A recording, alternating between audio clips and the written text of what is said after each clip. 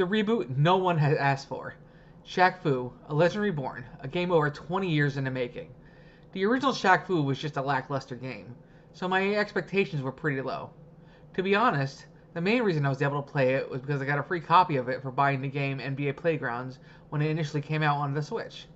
The situation with NBA Playgrounds was that the game didn't deliver all the features that were promised with it, the big one being online play.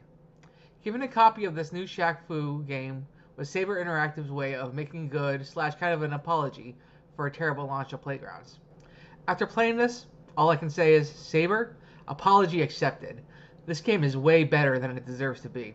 I had a really fun time playing this game. Sure, it's a repetitive beat 'em up, but it's a blast. It's fun taking Shaq and ponying all these chowder heads. There are some great enemies varying from juice heads to fascists. The bosses are tremendous. You may notice while playing this game that some of the bosses have a bit of resemblance to current pop culture icons. One of the bosses is also a bit of an ass, but I was able to take them down. The story is ridiculous and I love it. It begins telling the story of Shaq as a baby washing up ashore in China. He then goes on to grow up while being bullied and having a general all-around sucky life until a villager named Yi Yi takes him under his wing and teaches him in the ancient fighting technique of wuxing. Shaquille would go on to become a master.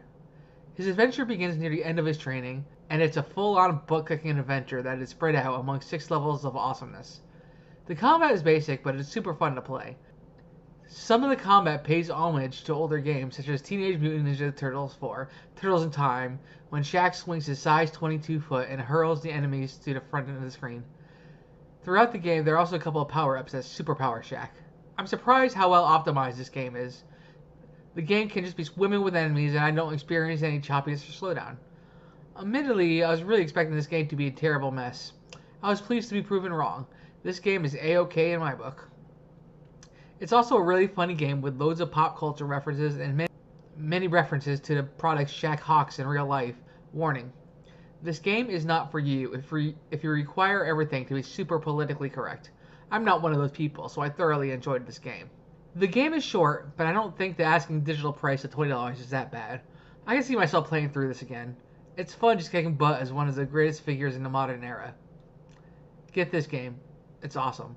And if you have it for free, especially download it.